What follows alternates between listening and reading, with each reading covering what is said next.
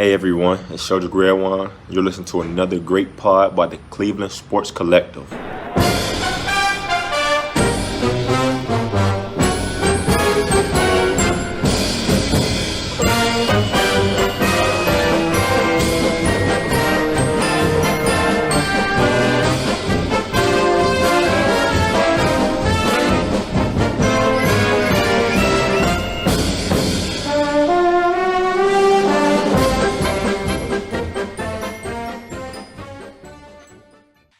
Hello, everyone, and welcome to the Cleveland Sports Collective podcast series. I'm Tom Moore, and I'm joined by my co-host, Josh Brickner. The Cleveland Browns secured their first playoff appearance since 2002 with a home win on Sunday against the Pittsburgh Steelers. The victory caps off an 11-win season and sets the Browns up for a rematch with the Steelers this upcoming weekend in the wild card round of the NFL playoffs. All right, how's it going today, Josh? Oh, doing great. This godforsaken playoff drought is dead. The last time the Browns made the playoffs, I was not old enough to buy a lottery ticket yet, and I will be 36 in a couple weeks. So if that wants to tell you how long it's been, so I am in a great mood today. Buckeyes punch ticket to the national championship on Friday. Browns punch ticket to the dance on Sunday. It's a pretty great sports weekend for me. So yeah, you got to give. I just think you have to give so much credit to this team for everything that they went through this season, and other teams went through this as well, but right. New head coach, no traditional offseason program, no preseason games, injuries, COVID-19 issues, questions about Baker Mayfield, but they were able to put all that aside. They found a way to make it to the playoffs. So I just, hats off, credit to everyone involved with the organization for being able to pull this together this year. Absolutely. I mean, that's a top down. And if you follow me on Twitter, I've been critical of the top of this organization for a while, but you got to tip your hats to everyone from Jimmy Indeed all the way down to Andrew Berry to Coach Stefanski to all of his staff. It was a team effort. And I was reading, of course, they didn't win pretty. I think we made it with, we were actually outscored for most of the season, but who cares? We found ways to win 11 football games. And I don't think that's happened here since 94. I don't think that they had 94. So we had the most wins in 26 years. So it's fantastic. And I just hope it's kind of like we're trying next Sunday. We'll talk about it later, but we're going to maybe exercise some demons. So we will see. Oh, yeah. I'm excited. Yeah, yesterday's game, we'll get into it, wasn't the prettiest. It definitely had me literally like breathing into a paper bag and laying on my floor. And it was pretty amusing. One day I'm going to have my wife just take a video of me and we can share it with everyone. But it was, I'm sure I was with a lot of Browns fans breathing heavy yesterday and a little stressed out. Yeah, speaking of just for a little historical perspective on the 11 wins, this is just the 10th time the Browns have won at least 11 games in a season, and 6 of those previous times ended up playing in the league title game. So make of that what you will.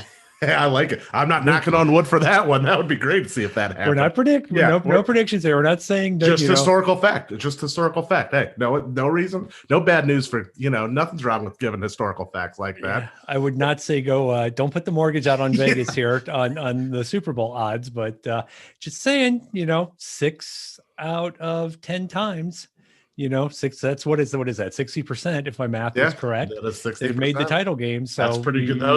Those are pretty good odds, I would say, for betting. But yeah, and let's come back down to reality and why yesterday's win was so huge. It was the first Week 17 win since 2009. So we literally went an entire decade without winning a Week 17 game. So even outside of the playoffs are huge, but outside the playoffs, that's just it's if you want to write a new script, that's a good way to start. I know, and just it's such for so many Browns fans. It's got to be such a weird feeling today because not only it's like, oh my gosh, we've made the playoffs for the first time in what feels like forever, but the day after the NFL season ends, there's no firings, there's no talk of who the GM's going to be. Yep, who we draft. There's no draft talk. There's no stupid flight trackers of looking to see what airplane is leaving from what airport and landing at Burke. And there's no house hunting going on in Strongsville.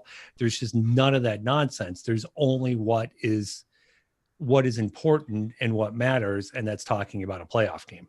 Absolutely. I mean, it's been 18 years, and it's great to just talk about football and your team having a opening round playoff game instead of, I don't know how the Strongsville real estate market's going on without Bill Cowher looking for his house, every couple of years. So it's fantastic to actually talk about football right now and our upcoming game against our hated rivals for a chance to advance to the playoffs, and that's all you can ask for.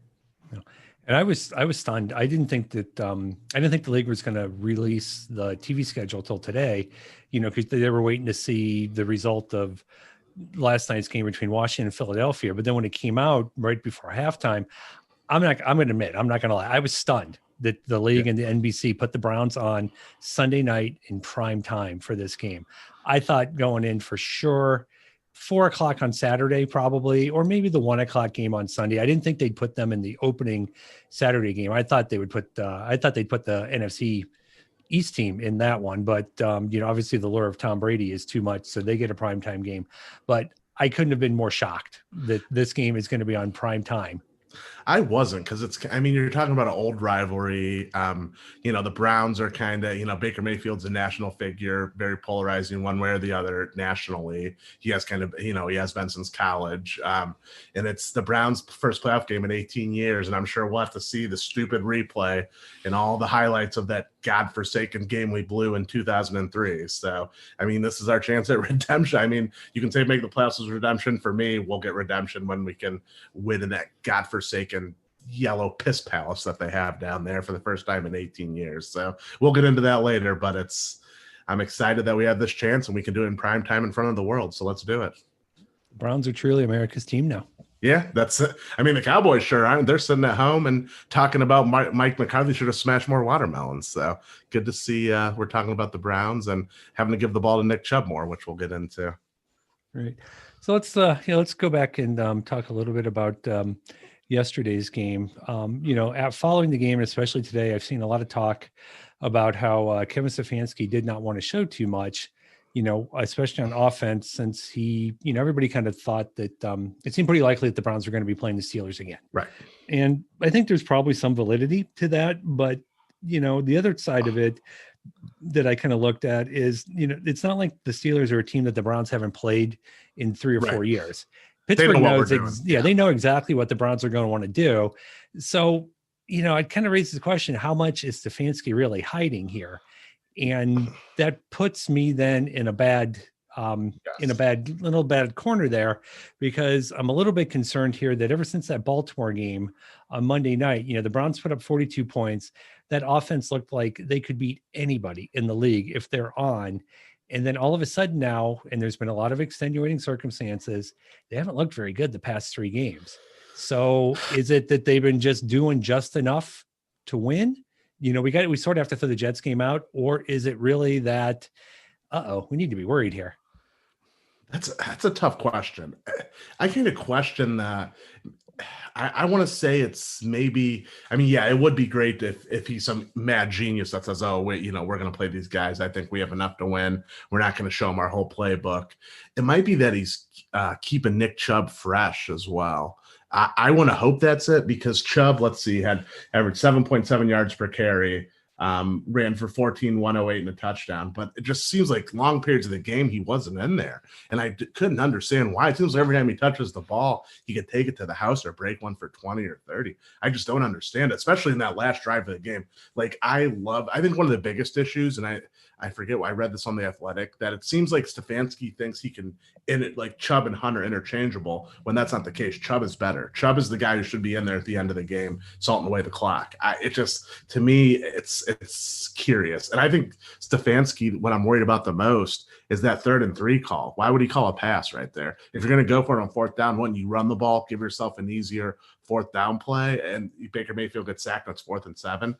To me, that was one of the most concerning play calls he did. Now, I love the Jarvis play call, inside the 5, and I loved obviously the Baker single wing T sweep out there. Love those play calls, but not really featuring Chubb these last 2 games, and that 3rd and 3 sequence there was problematic for me. Now, he's a first-year head coach, and that's fair, and maybe he knows he needs Chubb.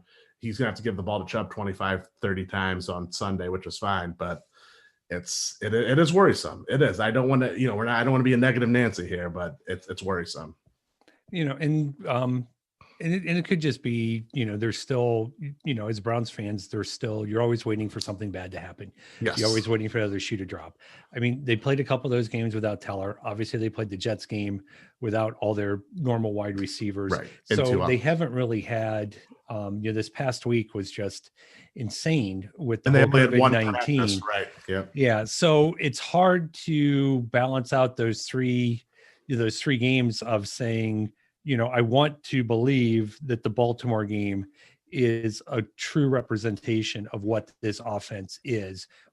And we know it is when it's firing, but that's what this offense is going to be now going forward for however long this season lasts versus what the offense has been for the past 3 weeks.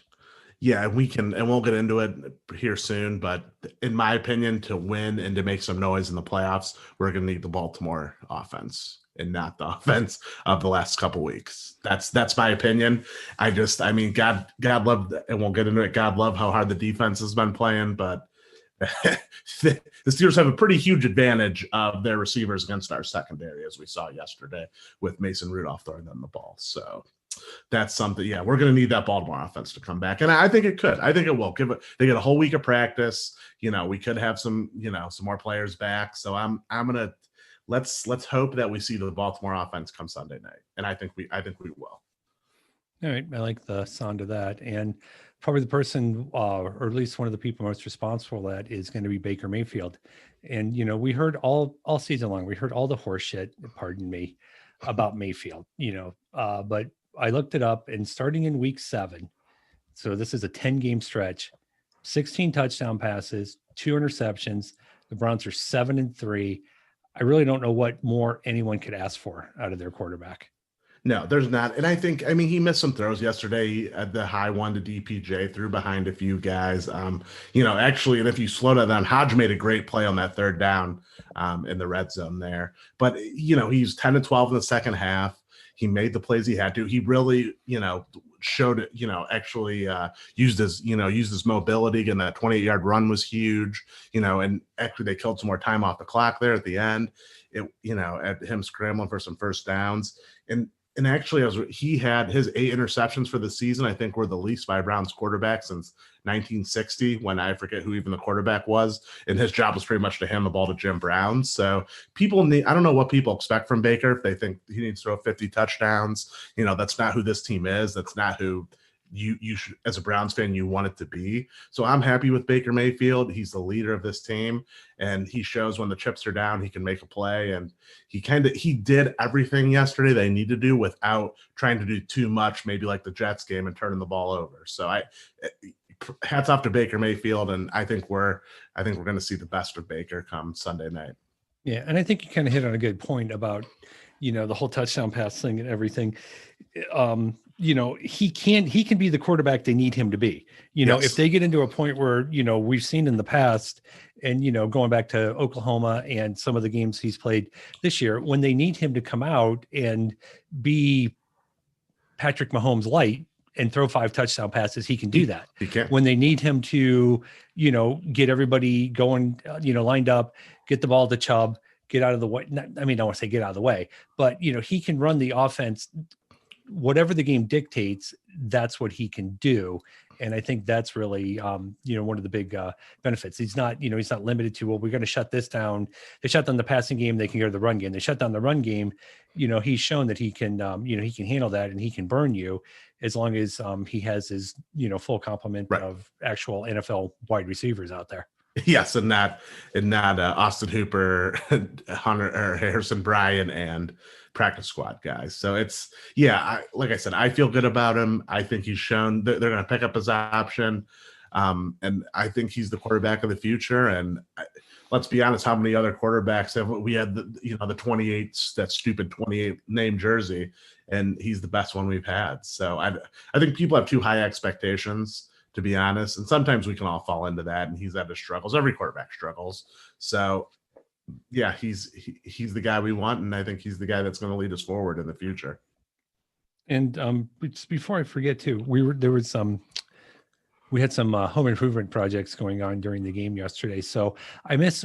What was up with the David Njoku catch in the end zone that wasn't a touchdown? I totally missed that. But then he posted a photo on his Twitter feed today. And so do you know what happened with all that? I don't know. Do you know what I'm talking about? Yeah, when I watched the game and they slowed it down, it didn't look close at all, to be honest with you. So I'm not sure if someone doctored that picture to make it, because honestly, when I saw it and they even slow-moed it, by the time he caught it, his toes were touching. By the time he came down, his toes were touching on the white. So I'm not sure if someone doctored that, but it was not. Watching the game, it was not that close. Okay, So I totally don't remember. I wondered if somebody. I saw that same picture, and I wonder if someone doctored that, because if you go back and watch the game, the replay, it was not close. It did not look close like he had it. It seemed like when he caught it, his feet touched the white out of bounds. So yeah, Okay. you can't blame Stefanski for not challenging that one, because both the replays I saw wasn't even close. Okay, because I just wasn't sure if I was trying to remember if I missed that play because I was a little bit distracted with helping out for a couple minutes on the work, or did I, it was just one of those times where with the flow of the game, it was one of those times where you kind of blacked out a little bit, and it's like, oh, just because everything was the way everything was going. Happening so fast. No, it was I think first quarter when we were, I believe it was first quarter. Yeah, we ended up kicking a field goal, so it was third down. Yeah, no, it was. I think that picture was doctored. I don't know for sure. I didn't really look into it. I saw it today, but on the replay, it was not that close and obvious. Okay. So it was obviously nice to have everyone back on the offensive line yesterday. And I think it was, really good to get Wyatt Teller out there and get a game, back up at game speed before the playoffs. But I don't know. Did it feel like it was their best game? No, that's why I put on there. It was not their best game. You had Batonio. I think he had 2 false starts, but I know he had the one on 4th and short when we were going to go for it, which was a killer. They gave up 4 sacks, and the Steelers were, let's be honest, missing their best defensive lineman. And I think, I don't want to make excuses, but I think Bill Callahan not being there I think it had a big effect on the game. And also they got one, they haven't played together for a couple of weeks, and they got one day of practice. So I don't make excuses, but I think they're going to, I know they will have a better game come Sunday. They have to for us to win. But yeah, it was not their best game. It was not even close. So I would say it's a more of a blip on the radar screen, because I think that, collectively, it might have been one of the worst games they had all season, except for the last time we went to Pittsburgh. So I look for them to practice, and hopefully we pray for Bill Callahan's health, and hopefully he can come back and he's there on Sunday. Maybe I'm not trying to joke, but maybe we should get him some of that Trump therapy for if he has COVID-19, and let's hope he's on the sideline come Sunday night. Actually, we'll talk about that in a few minutes, because Kurt Stefanski, did some updates today about the various COVID people. So that's doesn't sound like it's good news on that front, but we'll tease to that here in a minute, and we'll be back. We'll be back to that after the commercial break. We got to get commercial breaks in here. Yeah, I know. No one's reached out to me about sponsorship yet. Nike reached out, but I told them that we were good. So. And John Neal, let's get on this. Come on. Okay. Can Guinness sponsor us? Come on, let's go. Yeah, John's probably, sponsor the Guinness, the Guinness factory down there in Ireland. So yeah, come on, John. Yeah, I know you're tight with the Guinness folk down there. Come on. So we're the Kerry Irish butter people. Yeah. Come on, best butter in the world. Let's go. Okay, so speaking of not good things, the defense. On their best day, the defense struggles, but with so many of the guys out yesterday, it's pretty much kind of what you expected. The only thing that I would say we could hang our hat on is that the offensive strategy from the Steelers seemed to be, let's just throw it up deep and hope our wide receivers make a play. Right. And I'm not really sure, is that an offense that is really sustainable, outside of just, one day? No, to be honest with you, though, I think the defense played as well as they could have, honestly, with our 4th line secondary in there. And let's be honest, they held the Steelers to 3 field goals when the offense was kind of dragging its feet for a while. So they kind of kept us in the game.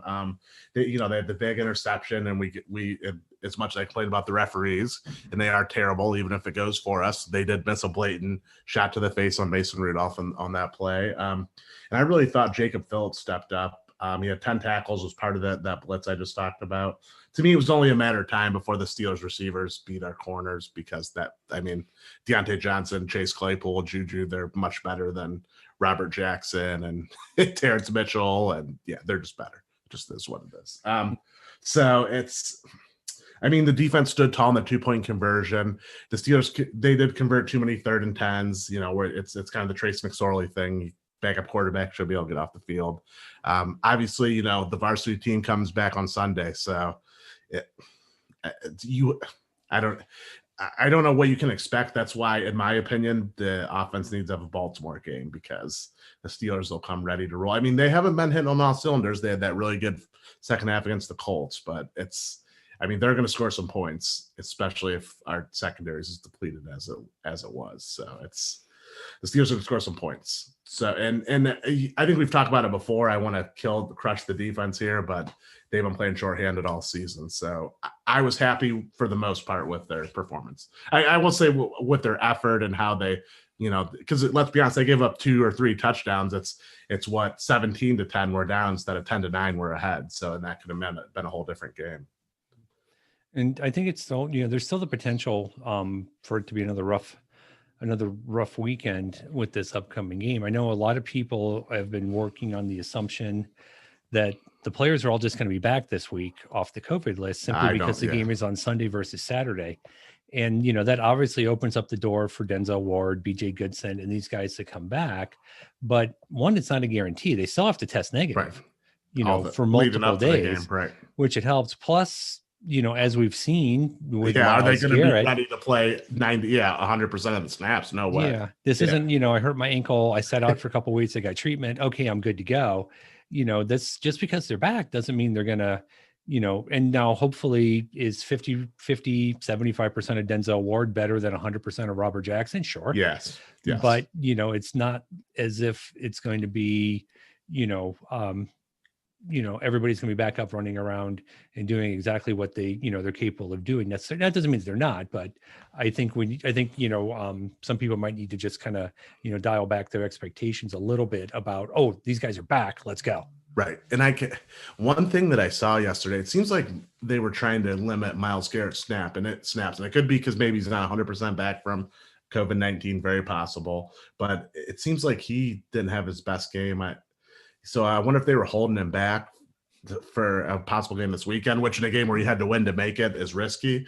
But if we're going to have a chance to get some defensive stops, it's on the front 4, and that got a lot harder, which we'll talk about in the news section with Olivier Vernon. So it's the defense.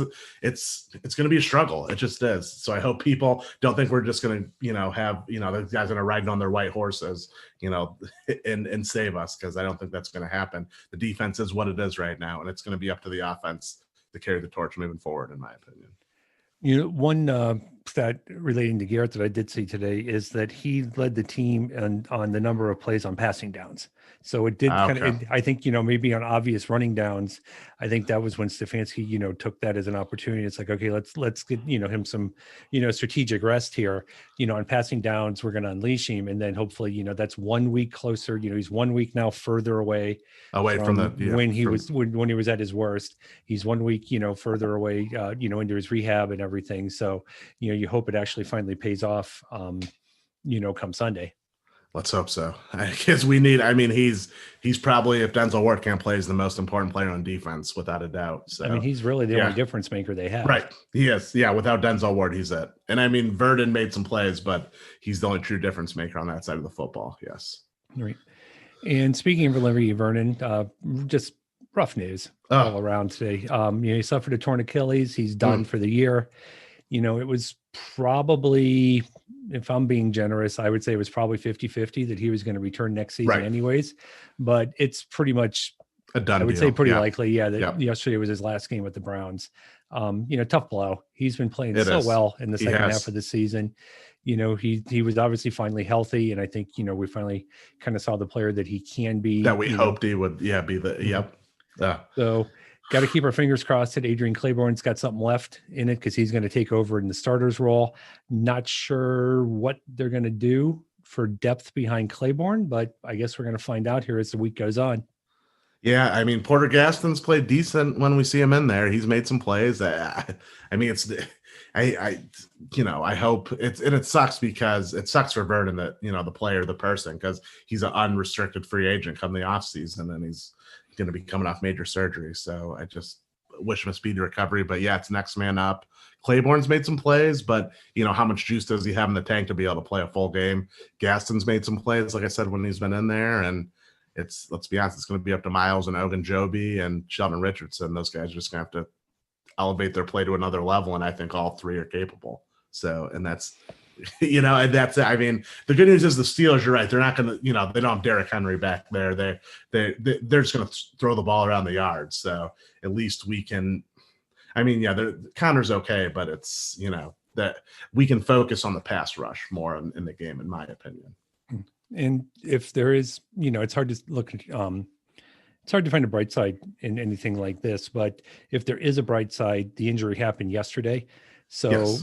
Defensive coordinator Joe Woods, has an entire week to figure this out and work out, that rotation versus, Vernon going down in practice, Thursday or Friday. Right. And I mean, you don't ever want to see anybody go down, but if we're going to try to at least find a little bit of a bright side to it, they have a whole week now to adjust, and they can, maybe throw some different wrinkles in there that the Steelers aren't going to be able to handle. Some zone blitzes or something creative. It's going to take, I think that for the defense to be at its best, we have to take some chances, because I think that's, you gotta make, you can't let Roethlisberger have a clean pocket back there to sling the ball around, or the offense better be ready to score 45 plus points. So I think that you're right. They're gonna have to scheme something, some different packages to make his day tougher.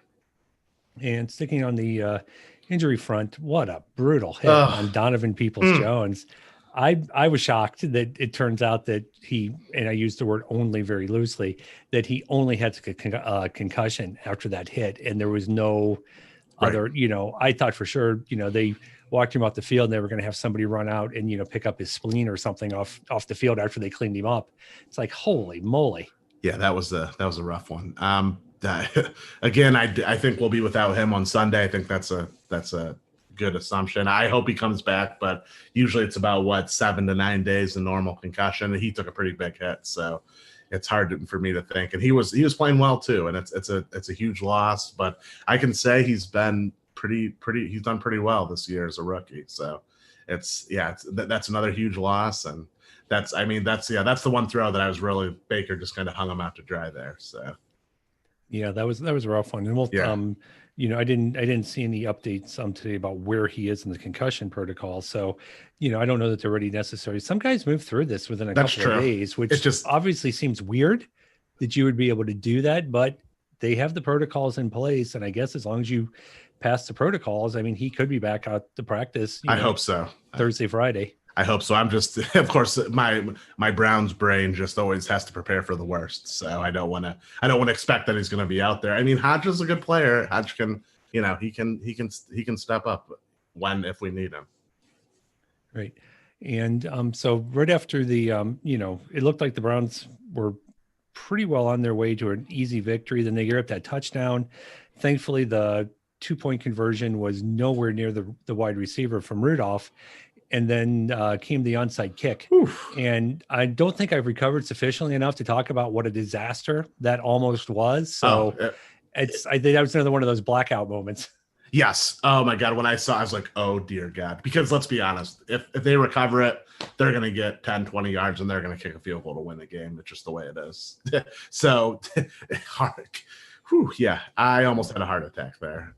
And I stood up and said some choice words, and it was an issue. And by that point, their receivers were finally just beating our secondary. So we really needed the ball there. So it was Carlson. Next time, get down there, just fall on it. I know it took a bad hop on him. We've all been there, but maybe we should have some extra hands teams practice come this week.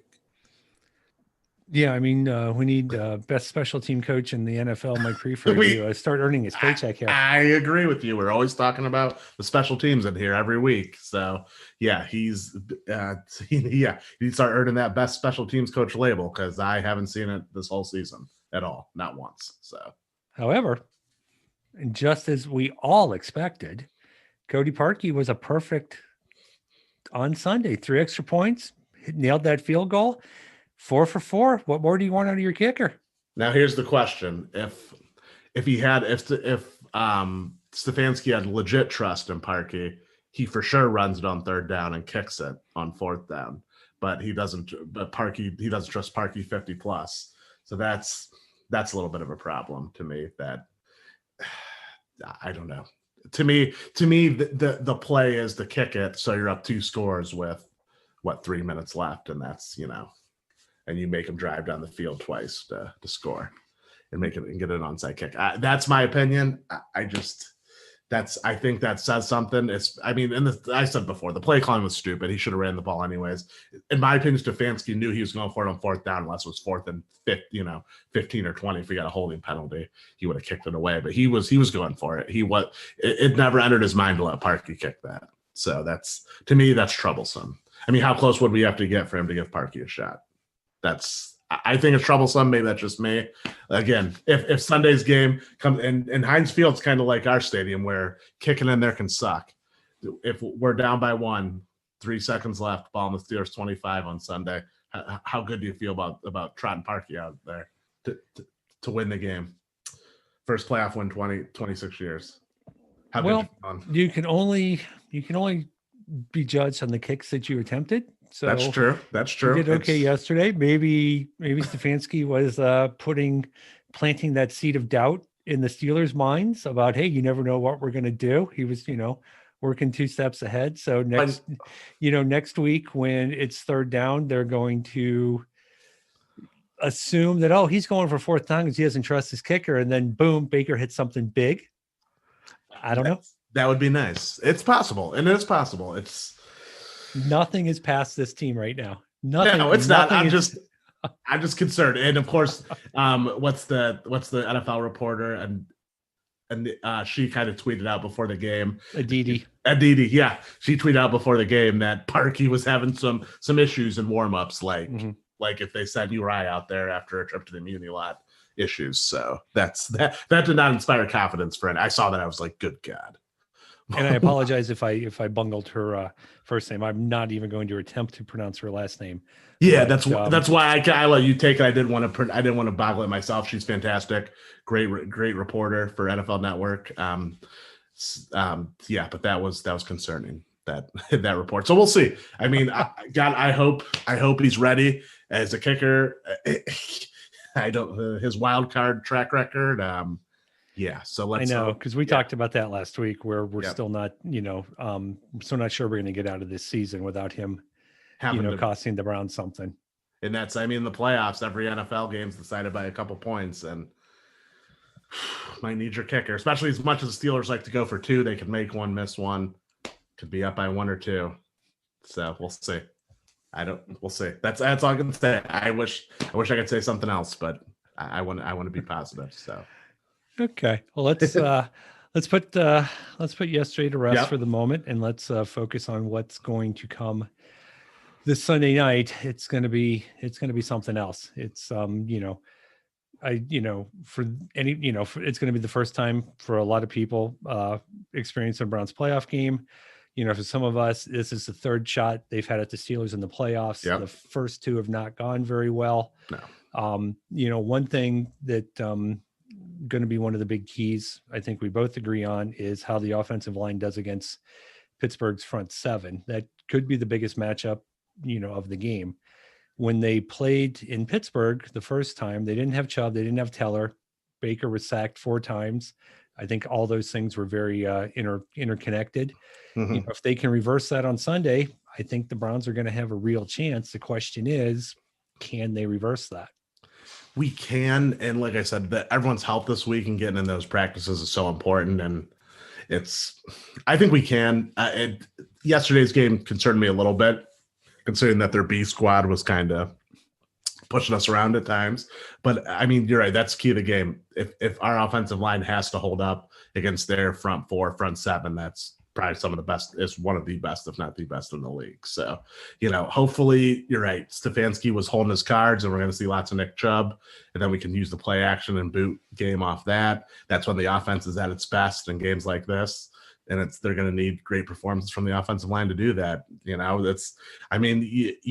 to see your first round pick having to block one of the best defensive ends in the league, and he's going to get that chance. So it's big boy time. It's big boy pants time for Jedrick Wills and the rest of the offensive line. And they look like one of the best units in the league a lot of time this year. So I have faith that's the group that's going to show up Sunday night. And, I keep going back to the fact that there can't be any surprises come Sunday. No. There's nothing Pittsburgh is going to throw at them that they should not know this is what they're going to do. So many times, and this is one of the things that, has always been frustrating when we think back to the fact that the Browns never, forever, they've done so poorly in season opening in week one. And, a lot of that had to do with talent, Right. they obviously, but there's one thing to lose because the other team's better than you are. It's another thing when they lose and they just look like they showed up for the first time, a couple hours ago. And I mean, you go back to week one, you've had the entire off season. This is the one game where that you can spend multiple months preparing on, and the Browns never seem to be prepared for that one game. This is another example of that. This isn't, Right. the Chiefs. We haven't played them in 4 years. We know what they're going to do, but we really don't necessarily know everything they're going to do. There can't be anything the Steelers are going to throw at them that they can't expect. Now, that doesn't mean they're going to be able to handle it, but there's no excuse for them not to be, prepared. And I think that's one thing that, like I said, I'm kind of hanging my hat on the fact that they know this team, they know what they want to do. It's just a matter of, can you stop them from doing it? Can we stop them enough to win the game? Because let's be, if the Browns are not coming out and giving up 0 to 7 points on Sunday, they're going to score. I mean, they were 11-0 and look like they were the best offense in the league for the first part of the season for a reason. I mean, they have talent, and let's be honest, the matchup of our secondary against their receivers, that's a huge matchup advantage for them. I mean, and I expect, they obviously started attacking that yesterday in the game, and I can only imagine that that's going to be the focal point of, because the Steelers throw the ball more than any team in the league, I believe, don't they? Because I know their running game is almost non-existent at times, so they're going to come out and throw the ball and make us stop them. We didn't stop them the first game. So yeah, I just think it's going to be, we need to not get down early, if that makes sense. We need to kind of hang around, because it seems so many times we go into that godforsaken place and it's 14-0, or it's a pick six, like in the game this year, before you even get 5 minutes into the game. So I think starting strong is going to be huge. It's enormous. And hopefully we can use the Tennessee game, even though Pittsburgh's defense is much better. That's obviously not that perfect, but I'd love to see us drive down the first time we get the ball and get points, because I can't remember the last time we did that in Pittsburgh, if I'm being honest. So, yeah, and I think one of the things is the defensive line is they got to get pressure on Roethlisberger. That's it. They got to force him to make short throws. None of this deep, stuff like we saw yesterday, and then just tackle, which has been an issue at times. Right. I'm not sure. Can Roethlisberger even throw the deep ball anymore? Yeah, he can. Yes. Okay. Because I know that a lot of times, it seemed like, and maybe I'm just more influenced by in-game moments where it just seemed like he was dinking and dunking everything because his elbow's shot. But I might be misconstruing that, or maybe just having blind wish. Blind wish. He's pretty good at putting it up there and letting his receivers make a play, and that's why they got guys. Yeah, I know. That's why they got guys like Claypool, and he's going to hit Juju underneath, and he loves throwing deep to Johnson and Claypool and James Washington at times. So now I'm depressed. Yeah, so like I said, it's the offense is going to need in my opinion, they're going to need a Baltimore type performance for us to win. I love to be right. I love to be sitting here in a week and be like, oh my God, the defense, how the Steelers of 14 points. We won 23-14, and what a job by the defense. I'd love to. I also want to live in reality. So Right. Okay. Well, that deflates me a bit. Yeah, Because sorry. I was thinking yesterday's offense was a bit of an anomaly, but maybe not. Oh no, that's their strategy these days. They're throwing the ball all around the yard. That's the way they play this year. Yeah. So I think this whole being back in the playoffs has just got me all scrambled. It's all discombobulated. They don't know how to act. It's been far too long. It's like the Ricky Bobby. What do I do with my hands? Yeah. It's who knows. I mean, like I said, it's in my adult life. I haven't seen the Browns in the playoffs, so it's a new experience for all of us. At least it's newer when something hasn't happened since 2003. It's new. And we kind of we're going to circle back to the whole Nick Chubb thing. I know we've talked about it, and we both mentioned that we're hoping maybe Stefanski was just holding Chubb back a little bit yesterday because he's going to plan to ride him through the playoffs like the Titans do with Derrick Henry, which I think is as good as Kareem Hunt can be. And again, we always have to go back to there's other circumstances. Chubb missed time, but Teller missed time when Chubb was out. Right. Who was more important? I just think it's really hard for anybody to argue that the running game is not so much better, and there's such a huge difference when Chubb is in there. It's an astronomical difference, and Stefanski has to know that, because then I was thinking about this before we came on.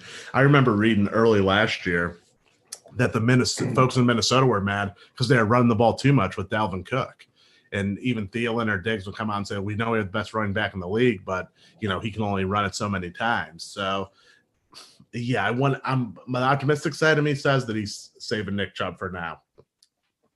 And you can use the Titans as kind of that look to how they rode Henry to getting about as close as they could to the Super Bowl. So I think that's a game plan we need is the Chubb and play action. Of course, that's what the Steelers are going to take away. So unless he comes out like the Tennessee game, let's Baker throw it all over the place. Personally, I wouldn't do that because the Steelers are good at baiting him into bad throws, as we saw the last time. But to me, it's Chubb or bust. You got to Nick Chubb early and often. And that's got to be the game plan. And it seems like the first part of the season we were out here talking, oh, thank God we didn't abandon the run, even though it wasn't working for the first quarter, second quarter, and we just exploded in the fourth quarter. The last several weeks, we're saying the opposite, like, why did we abandon the run? So we need to get back to that, where this team's strength is Nick Chubb running behind our offensive line.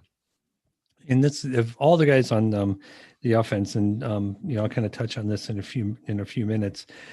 One thing you have to worry about with, this is the first playoff game for so many of the guys. I mean, we can easily probably, there's probably a handful of guys that have been in the playoffs before, and you just worry that the moment's going to be too big. The emotions are going to be too big for them. There's one guy out there that I don't worry about, and I think that's Chubb. I don't think there's ever going to be a moment that's too big for him. No, he's always focused and locked in. And of course, you watch Billy and the Browns. Oh, does he ever smile? But I think he's always so focused about winning and helping the team and doing the best that he can. Yeah, I think he's the guy you want to ride. He's going to have the right attitude and be as focused as can be. And yeah, it's got to be more Chubb. I feel like I was going crazy yesterday, just yelling at the Browns to run the ball at my TV, that I almost lost my voice. So I don't want to be doing that on Sunday night. I don't want to. The neighbors might think something. Well, no, they'll actually, never mind. They'll know it's the playoffs. But yeah, I don't want to be doing that on Sunday. So Kevin Stefanski, I know you don't listen, but please give the damn ball to Chubb. That's all we want. That's all we want.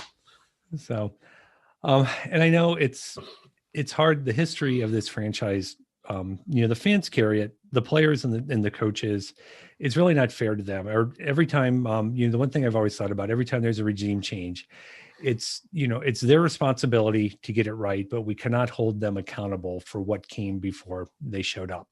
And I heard some of Kevin Stefanski talking today, saying something very similar. He's selling the players that none of what came before them matters. And obviously that's the right message to send. Yes. But the reality of this also is, the Browns have only won in Pittsburgh 5 times since 1970. Which is just absurd. 5 times. And they play there every freaking year. That's bad. I forgot it was that bad, because obviously I was born in 80. It's bad. So I didn't realize how bad it was. And this franchise has not won a road playoff game since they beat the Cowboys in 1969. Now, none of that matters come 8:15 Sunday night, but that's a lot of baggage, real. It's not. It really doesn't matter. But from a historical standpoint, it just feels like it does matter because something always freaking goes wrong when they go to Pittsburgh. But Yes, it does. circling all the way back to how we talked about how this team has been so resilient and this team has overcome so much this year, this team in this moment just might be up to the challenge. I think so too. It seems, I mean, Baker Mayfield said it at the pre-draft process. He's like, I think I'm the guy that can come in here and turn this around.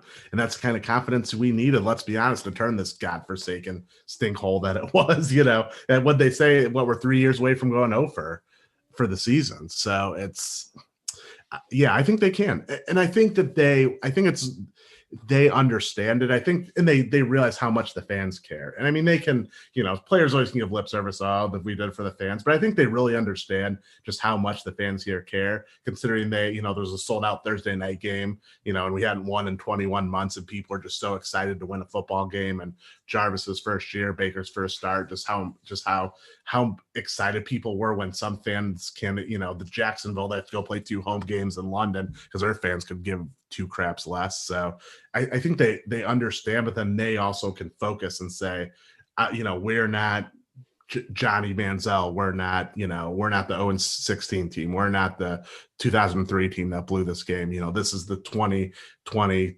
Cleveland Browns, and we're going to make a name for ourselves and not worry about the past. So I think there's a good balance is what I'm trying to say.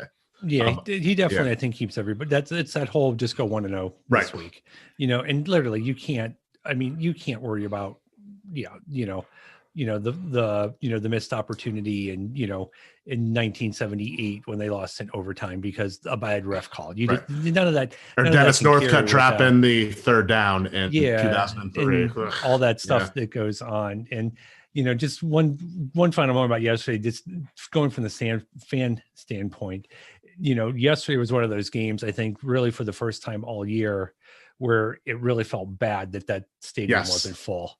Jim Donovan even said it. The only thing missing was about 55,000 more people. Because it was loud enough with only 12,000. I can't admit that place would have been shaken yesterday. So once Baker got that first down, so let's hope that let's make her.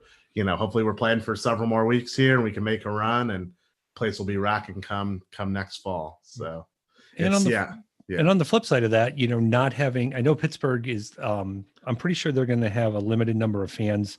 How did they come out? Because they haven't had fans for a couple of weeks. I think I saw something, and I should have gone back and checked this. I thought I saw something over the weekend that they announced that they were going to have a limited number of people starting with their playoff game. Now, that's certainly, for a team that's inexperienced like the Browns, that does take a little bit of the home field advantage away. I think, this year in the playoffs, the home field advantage is probably really going to come to the fact that you don't have to travel and you don't have to deal with that extra layer of the whole COVID situation. You can stay home. You're not going to have your fans there, but I think that's where the true home field advantage is going to come from.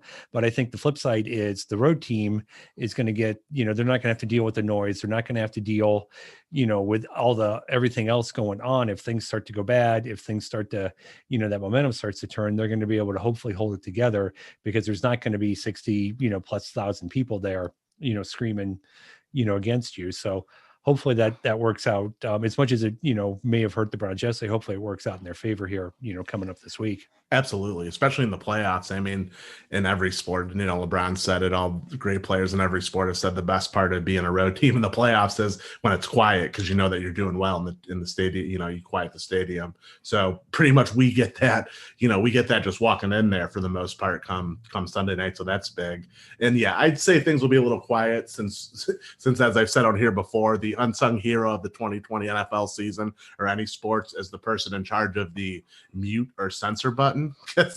Because let's be honest, you can hear a lot and that person is earning their salary because I forget which game it was on, maybe it was Monday night, the Bills and Patriots, but there was about 5 or 10 seconds on a little kickoff scrum. It wasn't a big thing of dead air, or not dead air, but silence from the field mic for obvious reasons. So Somebody hit that dump button quick. Yeah, so they hit the dump button, and sometimes it goes through, and it makes me chuckle a little bit because I don't have kids, but yeah, that's and usually in a normal year, stadiums are so loud that you're not hearing that kind of field chatter as much, and it's noticeable this year. So, and again, but long story, that's going to play to our advantage. So if things are going bad, we don't have the stupid urine towels waving all around. So that'll be good. There'll be less of those, the better.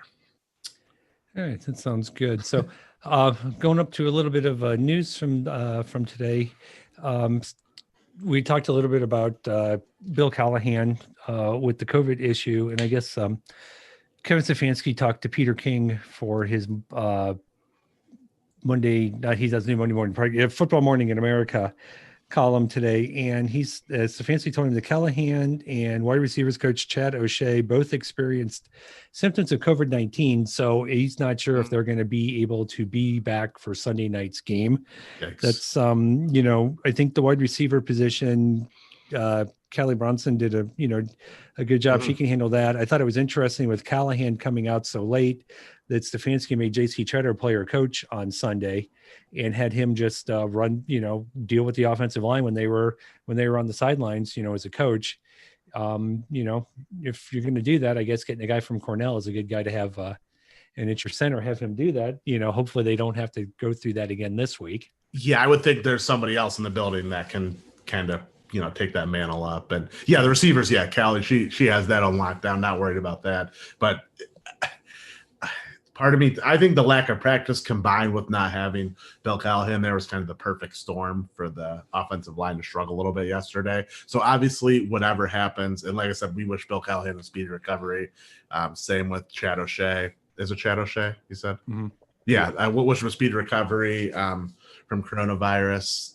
But hopefully there could be a plan in place starting right now, the days leading up to the game plan installation, the practices, where the offensive line can at least have some continuity, at least for this week of practice. Mm-hmm. And we already touched on Olivier Vernon being done with his Achilles injury.